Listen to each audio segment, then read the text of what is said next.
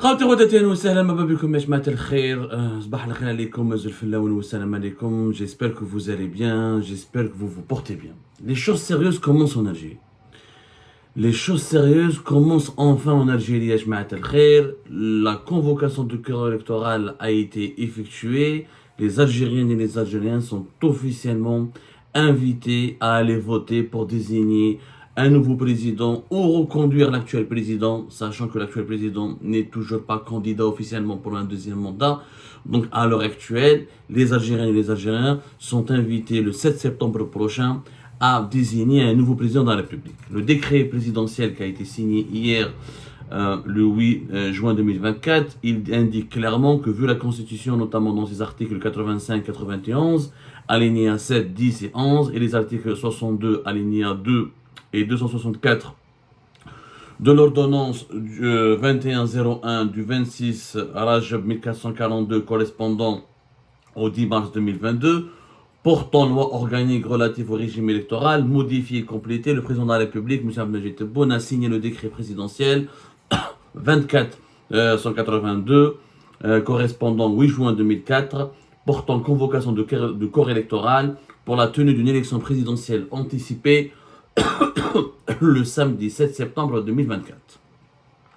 Voilà, donc ce décret confirme officiellement qu'il y aura une élection présidentielle anticipée le 7 septembre 2024 et que les Algériennes et les Algériens devront donc aller voter. Pour cela, le même décret a annoncé une actualisation, une révision, une actualisation des listes électorales qui doit avoir lieu du 12 juin jusqu'au 27 juin. Le fichier électoral, c'est très simple à comprendre. En Algérie, pour voter, il faut être inscrit sur le fichier électoral, il faut avoir la carte d'électeur. Ce fichier électoral, le dernier remonte au 27 novembre 2021 lors des élections locales et législatives. Nous étions sur le fichier électoral et l'Algérie recensait 23,7 millions d'électrices et d'électeurs. C'est-à-dire qu'en Algérie, celles et ceux qui peuvent voter sont au nombre de 23,7 millions, grippe 24 millions. Maintenant, il y a une actualisation parce que peut-être d'ici 2021-2024, ça fait 3 ans, peut-être des personnes qui étaient mineures sont devenues majeures et qui peuvent voter et qui peuvent s'inscrire sur les fichiers électoraux. Et comme on a une démographie importante en Algérie, je vous rappelle, on fait entre 900 000 et 1 million de bébés. Et donc, il est peut-être important, naturellement, de revoir le fichier électoral à chaque élection pour n'exclure personne et pour permettre à tout le monde de pouvoir voter. Jusque-là, tout est normal. Maintenant, qu'est-ce qui va se passer? Avant de s'attarder sur les anomalies, il faut savoir qu'est-ce qui risque de se passer. Alors, maintenant, c'est deux instances qui vont entrer en jeu. C'est le Conseil, la Cour constitutionnelle, et c'est l'autorité nationale d'organisation indépendante d'organisation des élections présidentielles, la fameuse ANI. L'ANI, elle a déjà fait un communiqué, elle a rapidement, juste après le décret présidentiel qui convoque le corps électoral, et qui confirme donc qu'il y aura bel et bien une élection présidentielle, le 7 septembre prochain, tant mieux. Donc, au moins, c'est clair, il n'y a plus de suspense, l'élection aura lieu.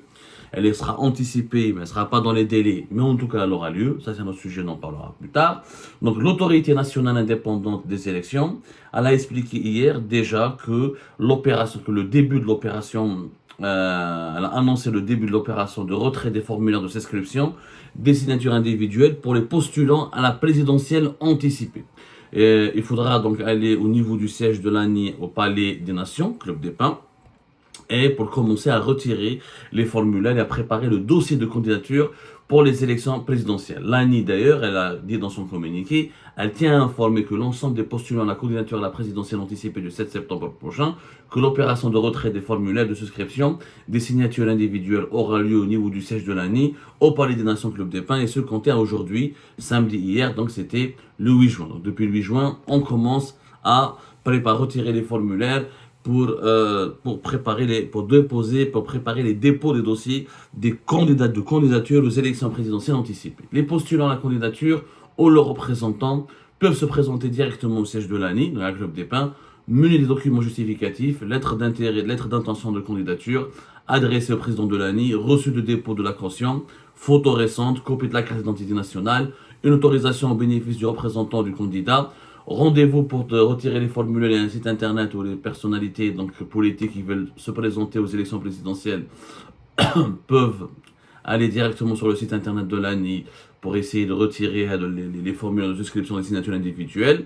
Il y a une plateforme électronique. Bon, moi j'ai cliqué sur le site, je vois que le site marche très lentement, pour ne pas dire, moi j'arrive même pas à y accéder, donc je sais pas si ça commence bien en tout cas. Mais les neiges, bon, ça a des problèmes organisateurs, logistiques, tout ça, ils vont se poser, espérant qu'ils seront réglés en tout cas rapidement. Voilà, site inaccessible de l'année. J'ai fait un test, vous pouvez aller faire un test, c'est rendez-vous 2024 inaélection.dz, et ben le site, non chim pour retirer les formules. Ça commence bien, mais les neiges. Espérons que ce problème logistique sera réglé. On ne va pas faire des interprétations hâtives, c'est le premier jour. Donc, il faut savoir que maintenant les candidats doivent déposer une caution de 250 000 dinars, 25 millions, auprès du service public, les services du trésor public plutôt, qui est situé au niveau de leur wilaya, de leur habitation, leur domicile respectif. Voilà, donc l'opération, qu'est-ce qui maintenant, les choses sérieuses commencent. Maintenant, on peut dire que la campagne pour les élections présidentielles va commencer. C'est une pré-campagne. Ce n'est pas la campagne électorale au sens propre du terme, mais c'est une pré-campagne. Alors, effectivement, il faut savoir que dans la loi électorale, tu as le 10 mars 2021, la loi organique et la loi électorale en Algérie, elle date, la dernière loi qui a été actualisée, amendée, changée et validée, elle date du 10 mars 2021. Cette loi, dans l'article 246, explique clairement que le corps électoral est convoqué par décret présidentiel 90 jours avant la date du scrutin. C'est-à-dire que c'est le président de la République en Algérie qui doit convoquer 90 jours avant la date du scrutin. C'était la date du scrutin qui était fixée le 7 septembre, donc c'était le 8 juin maximum. Il fallait convoquer le corps électoral et inviter les Algériennes et les Algériens à aller voter pour choisir leur président le 7 septembre prochain. Là-dessus, il n'y a pas de problème. Maintenant, toute une procédure va commencer.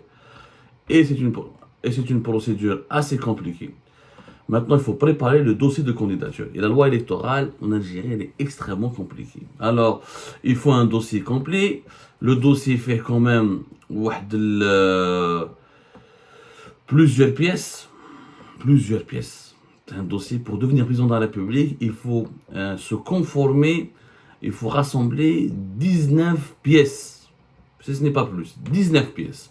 On peut énumérer quelques-unes. Il faut une copie originale intégrale de l'acte de naissance. Il faut un certificat de nationalité algérienne d'origine de l'intéressé. Il faut une déclaration sur l'honneur que l'intéressé possède uniquement la nationalité algérienne d'origine et qui n'a jamais possédé une autre nationalité. Quand on est binational ou là, si on a même possédé par le passé une nationalité étrangère, on ne peut pas être candidat aux élections présidentielles en Algérie. Il faut aussi une déclaration sur l'honneur que l'intéressé est de confession musulmane. Si on n'est pas musulman, on ne peut pas être candidat aux élections présidentielles en Algérie. Il faut un extrait du casier judiciaire de l'intéressé. Il faut l'intéressé, c'est-à-dire le candidat qui veut être candidat aux élections présidentielles. Il faut un extrait du casier, il faut une photographie récente, il faut une photo, et un certificat de nationalité d'origine du conjoint. S'il est marié, le candidat il doit se marier, il doit être marié uniquement à une Algérienne. Si sa femme ou son conjoint, parce qu'une femme peut être candidate aux élections présidentielles. C'est par exemple Louisa Hannoun, elle est mariée à un étranger, elle ne peut pas être candidat aux élections présidentielles. Il faut savoir que c'est très compliqué d'être candidat aux élections présidentielles en Algérie. Très compliqué. Les lois, les conditions sont tellement strictes et les exigences sont tellement sévères que franchement, très peu de personnes peuvent être candidats. Il faut jamais avoir possédé de nationalité. Il faut que même ton conjoint soit algérien et n'a jamais possédé une nationalité étrangère. Il faut aussi un certificat médical qui prouve que tu es en bonne santé. Il faut une déclaration sur l'honneur qui atteste que le conjoint aussi il jouit uniquement dans la nationalité algérienne. C'est-à-dire que ta femme que la femme du candidat ou que le mari de la candidate n'a jamais eu par le passé, même par le passé, il faut être algérien aujourd'hui, il n'avoir jamais été étranger par le passé. C'est quand même très strict. On n'a jamais eu d'autre nationalité. Un certificat de nationalité algérienne du père. Un certificat de nationalité algérienne de la mère. Il faut que tes parents soient aussi algériens. C'est-à-dire que si un candidat, une candidate a comme parent une personne qui a la nationalité étrangère, c'est extrêmement elle ne peut pas être candidate aux élections présidentielles. Donc franchement, le jeu il est verrouillé. C'est-à-dire que si par exemple, par malheur, ta mère elle est d'origine française, ou d'origine marocaine, ou la tunisienne, ou la canadienne, je sais pas quoi, tu peux pas être candidat aux élections présidentielles en Algérie. Ou alors le candidat est responsable de la nationalité de sa mère. Il n'a pas choisi, on ne choisit pas ses parents, on choisit ses amis, on subit sa famille. C'est ce qu'on le dit l'adage. Mais la loi algérienne, rien. Verrouillage total. Elle est bête et méchante. Il faut que tu sois algérien, ta femme soit algérienne. Il faut que tes parents soient algériens. Il n'y a pas à discuter. Il faut donc une copie de la carte d'électeur. Il faut être inscrit sur le fichier électoral.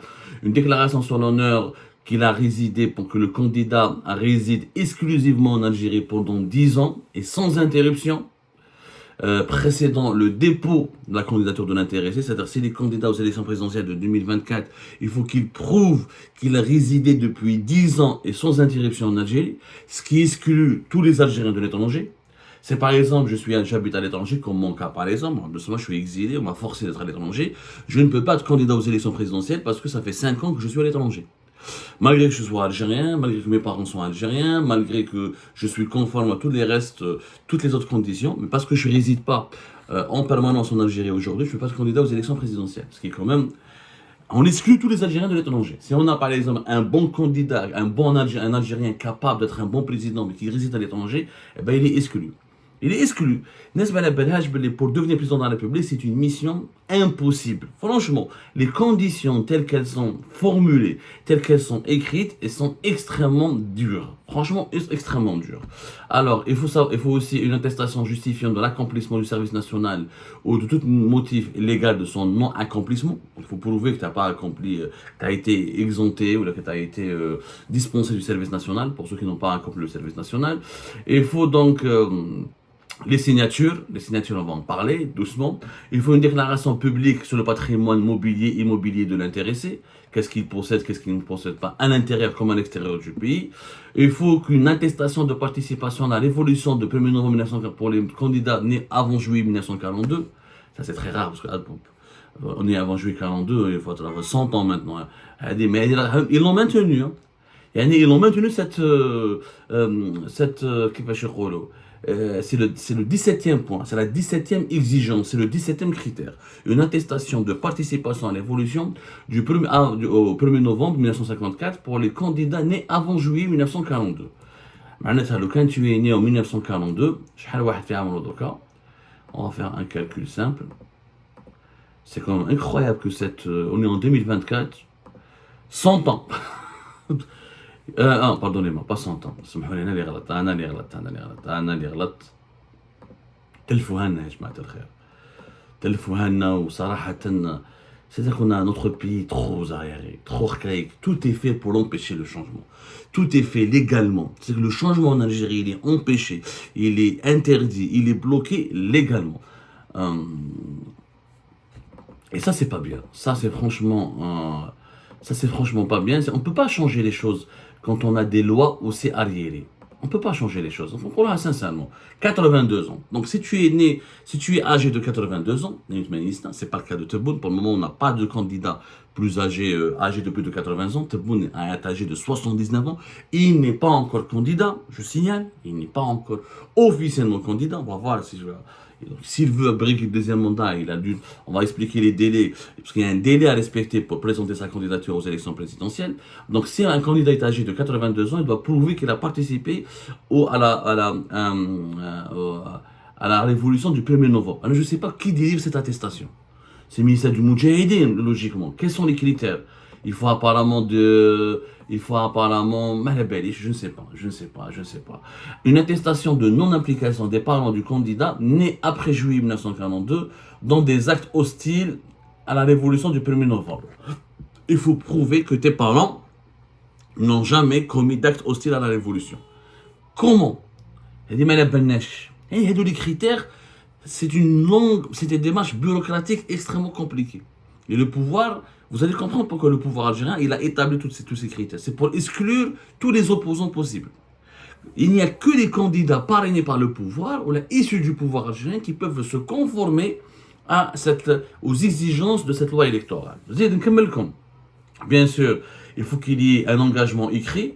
Il faut que le candidat s'engage à ne pas utiliser les fondements de l'identité nationale C'est-à-dire qu'il ne doit pas utiliser, il ne doit pas renier les dimensions arabes et amazighes et musulmanes de la société. Il faut qu'il préserve et s'engage à préserver l'identité nationale de l'identité, préserver la promotion de l'identité amazigh et arabe et musulmane. Il faut qu'il respecte les principes du 1er novembre 1954, le respect de la Constitution, la consécration des principes du pacifisme et de la réconciliation nationale, le rejet de la violence comme moyen d'expression, d'action, d'accès ou de maintien au pouvoir, le respect des libertés individuelles et collectives et le respect des droits de l'homme. Il doit s'engager à respecter les droits de l'homme. C'est très intéressant parce que même les candidats du pouvoir ne sont pas conformes à certaines exigences. Et vous allez voir que si Abdelmadjid Tebboune, par exemple, est candidat, on peut invalider sa candidature parce que Abdelmadjid Tebboune n'a pas respecté les droits de l'homme au regard des détenus politiques qui sont en prison. Mais on a la candidature de Tebboune, étape par étape parce que les choses sérieuses ont commencé, donc il vaut mieux être pédagogue et être très clair. Il faut que le candidat aux élections présidentielles prochaines en Algérie doit s'engager à refuser toute pratique féodale, régionale et népotique. Il doit s'engager à consolider l'unité nationale. Donc il doit respecter tous ses engagements, il doit faire des écrits et engager, il doit respecter au pluralisme politique, il doit s'engager à préserver la souveraineté nationale, l'attachement de la démocratie dans le respect des valeurs nationales, le respect des principes de la République et la préservation de l'intégrité territoriale. Hamlik, les principes que le candidat doit absolument respecter. Maintenant, on a parlé d'une caution, il faut qu'il y ait une caution de 250 000 dinars déposée auprès du trésor public. En bas, il collecte la loi en Algérie, elle explique que cette caution est remboursée dans un délai de 15 jours après la proclamation des candidatures par la Cour constitutionnelle et aux candidats qui ont... Donc c'est une caution qu'on va récupérer globalement, c'est ça, c'est pas le problème. Alors, la déclaration, le dossier de candidature, il doit être déposé au plus tard dans les 40 jours qui suivent la publication du décret présidentiel portant convocation du corps électoral. Le décret, c'était hier le 8 juin, on a 40 jours. 40 jours, ça veut dire, normalement, si on ne se trompe pas, c'est un mois, c'est 8 juillet, c'est de là 10 jours jusqu'au 18 juillet. C'est-à-dire qu'il faut déposer sa candidature aux élections présidentielles avant le 18 juillet. Avant le 18 juillet, il faut que le candidat, si on veut être candidat, si on veut participer aux élections présidentielles anticipées, et on a jusqu'à 17-18 juillet. La date précise sera prise normalement c'est le 18 minuit. Si on applique la loi dans son esprit, l'année le plus strict. Qu'est-ce qui va se passer ensuite? Ensuite, l'autorité indépendante des élections, l'ANI, l'autorité nationale indépendante des élections, elle va statuer sur la validité du candidature. Le candidat, la réponse de l'ANI, elle doit intervenir dans un délai maximum de 7 jours après le dépôt de la déclaration de candidature. C'est par exemple, moi je suis candidat, je dépose demain, le 10, l'ANI doit me répondre le 17 juin. Donc c'est pour ça qu'il faut déposer rapidement parce que l'ANI a le droit d'avoir 7 jours pour l'étudier et valider, donner sa réponse. Une fois que l'ANI communique sa réponse, il faut donc, il doit faire, s'il est par exemple, son dossier est rejeté, il doit faire un recours auprès de la Cour constitutionnelle dans un délai de 48 heures qui suivent la notification, la réponse de l'ANI. Même bad, l'ANI, l'autorité nationale indépendante des élections, elle transmet ses décisions et ses réponses et sa validation ou sa non-validation dans les dossiers de candidature aux élections présidentielles à la Cour constitutionnelle dans un délai qui n'excède pas normalement les 24 heures. C'est-à-dire que l'ANI, elle décide sur un dossier, ensuite, au bout de 7 jours, le 8e jour, elle doit envoyer à la Cour constitutionnelle. Le candidat, il dispose de 48 heures pour faire un recours. C'est par exemple son dossier, il est rejeté. La Cour constitutionnelle ensuite valide par décision la liste définitive. C'est l'ANI qui propose, mais l'instance qui valide la liste définitive des candidats aux élections présidentielles anticipées, c'est la Cour constitutionnelle. C'est-à-dire que si l'ANI accepte le dossier des candidats, la Cour constitutionnelle peut invalider certains dossiers, comme elle peut invalider la décision de l'ANI. Donc il y a la Cour constitutionnelle qui est l'organe suprême et qui est elle qui va décider finalement qui participera et qui ne participera pas aux élections présidentielles. Alors, la Cour constitutionnelle a 7 jours à partir de la date de la transmission de la dernière décision de l'autorité indépendante. Donc, il faut que 7 jours, une fois que la liste définitive est établie par l'année, la Cour constitutionnelle, elle a 7 jours. En tout cas, avant le 18 juillet, on doit savoir qui sera candidat, qui ne sera pas candidat aux élections présidentielles, entre le 17 et le 18. Maintenant, vous savez que le dossier comporte des signatures. Il faut 600 signatures de membres élus. Tu as les mairies, les APU, les APC, ou les députés. Il faut 600. Et ils doivent être répartis sur 29 wilayas. Et ça, c'est la part la plus compliquée. Alors là, c'est la partie la plus compliquée pour faire un dossier de candidature aux élections présidentielles. 600 signatures d'élus, députés, membres de l'APC ou de l'APUI, assemblée locale, assemblée des wilayas, où il y a 50 000 signatures individuelles inscrites. Il faut que ce soit des électeurs qui sont inscrits sur le fichier électoral. C'est-à-dire qu'ils doivent avoir la carte d'électeur. C'est-à-dire qu'il faut choisir 50 000 parmi les 23 millions, d'électrices et d'électeurs. Où les 50 000 doivent être répartis sur les 29 wilayas. Et il faut que le nombre de signatures par chaque wilaya ne soit pas inférieur à 1200. C'est-à-dire qu'il y a 29 wilayas à travers le territoire national. Il faut que les signatures soient issues à de 20 200 pour chacune des 29 wilayas. Donc c'est extrêmement compliqué. Extrêmement compliqué. Ce n'est pas facile à jouer. Franchement, il faut que les signatures soient portées sur un imprimé individuel, légalisées auprès d'un officier public. Les imprimés sont ensuite déposés en même temps que l'ensemble du dossier au niveau de l'autorité indépendante des élections. Quand on dépose son dossier de candidature, on doit déposer tous les documents dont je vous ai parlé, certificat de nationalité, résidence pendant 10 ans, attestation de participation à la révolution pour les candidats âgés de plus de 82 ans, les certificats médicaux, déclaration de patrimoine, tous les documents dont je vous ai parlé au début de l'émission, enfin depuis tout à l'heure. En plus, on remet les signatures, ou les 600, ou les 50 000, t'as les électrices et les électeurs. Donc, c'est quand même... et bien sûr, il y a une loi, attention, l'article 254, tout électeur inscrit sur une liste électorale ne peut accorder sa signature qu'à un seul candidat. C'est-à-dire que si moi, par exemple, Algérien, je signe pour Louisa Hanoun, je donne ma signature, je ne peux pas donner ma signature, mon parrainage pour Abdelmajid Tebboune. Je ne peux parrainer qu'un seul candidat. C'est quand même, je me demande pourquoi. De quel principe? C'est une loi très compliquée. Je suis un citoyen. Pourquoi je ne peux pas parrainer la candidature de Mokri, de Louisa Hanoun et de Tebboune? Un Algérien. Je veux que ces 3 candidats participent aux élections présidentielles de mon pays. Après, je vais choisir qui sera le meilleur. Mais la loi l'interdit. L'article 254, tout électeur inscrit sur une liste électorale ne peut accorder sa signature qu'à un seul candidat. Toute signature d'électeur accordée à plus d'un candidat est nulle et expose son auteur aux sanctions prévues. Il peut risquer, c'est-à-dire si le citoyen, par exemple,